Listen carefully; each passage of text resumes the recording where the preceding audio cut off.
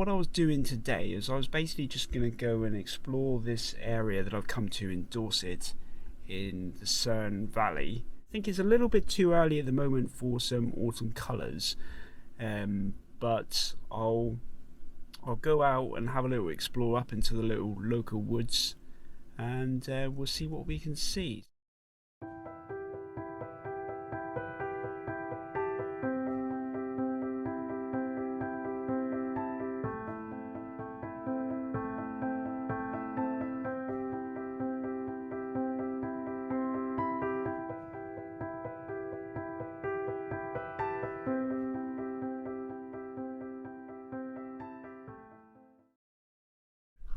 Why is it whenever I try and find somewhere quiet, there's always people around?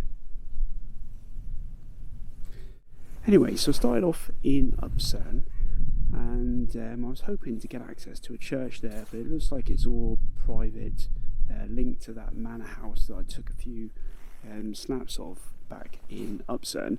And then I proceeded through a little bit of woodland, and I didn't really see anything worthy of kind of shooting around those areas. And I think as well the autumn colour hasn't really kind of come to full effect here in Dorset at the moment. It's probably now that the weather's probably turned, it's probably another couple of weeks off, so I didn't really get much autumn colour there either.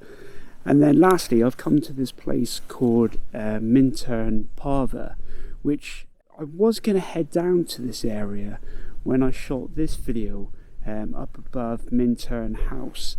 But I just was in a different kind of frame of mind, and I didn't have the energy to kind of traipse all the way down to this particular hamlet and then all the way back again. So I've come today as part of this kind of just general explore these areas in Cerne to see whether they're worth kind of coming back to again.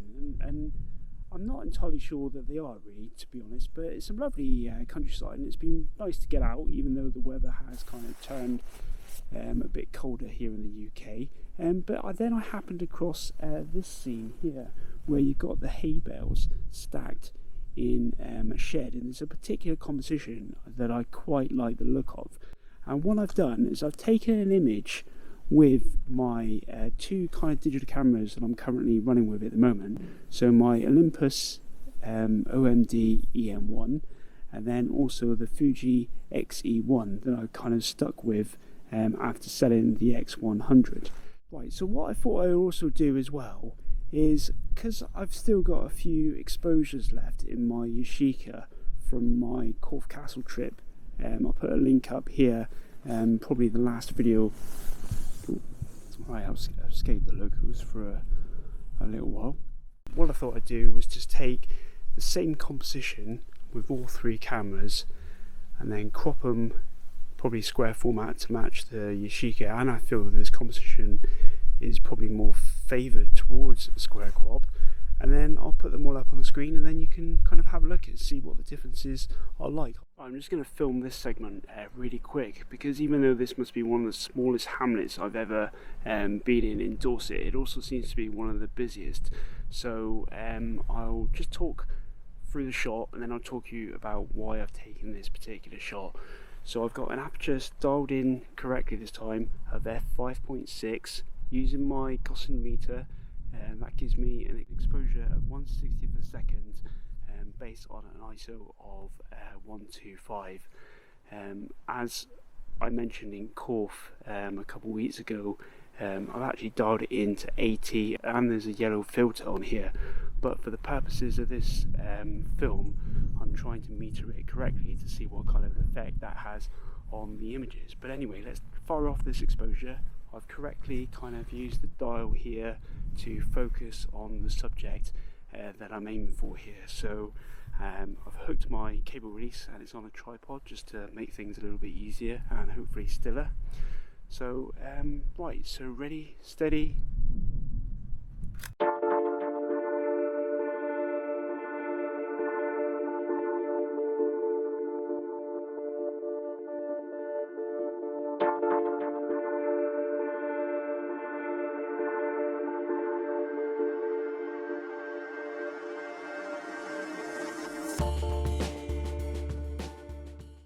Another another reason why I was going to come down and have a look at this Minton Parva specifically is because you could probably see it in the distance now, and I put up some B-roll earlier. It's kind of got this medieval structure which looks like it's seen better days, to be honest, which apparently used to be an old cockfighting ring.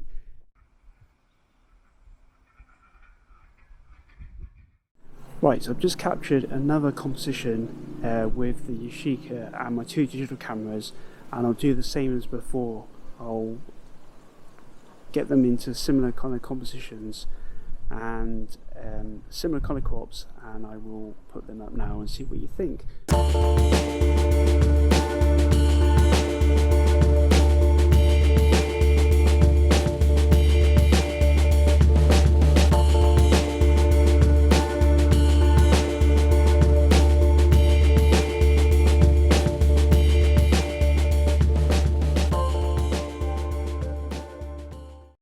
Again, the Yashica was on a tripod just to try and limit any shake, because this time I put it onto an aperture of f8 and a shutter speed of 1/30th according to the meter, so hopefully that will meter a kind of a correct exposure.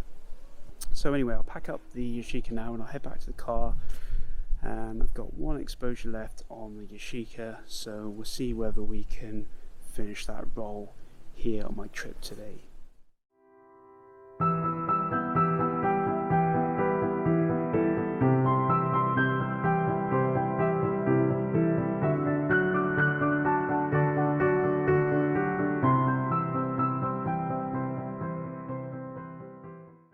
So last exposure of the day, my last exposure from this roll of film. So the scene normally works in colour, but I thought, you know what, let's see what it looks like in black and white as well, because there's a lot of kind of decay on this particular specimen of telephone box, so I'm interested to see how much the film can kind of pick that up.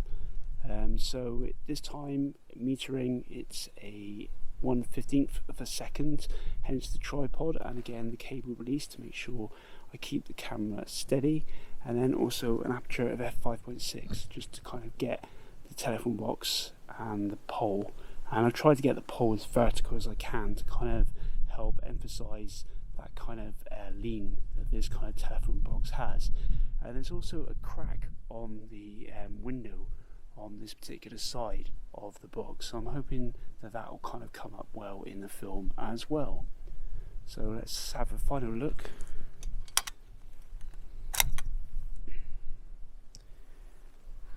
And let's go, 1, 2, 3.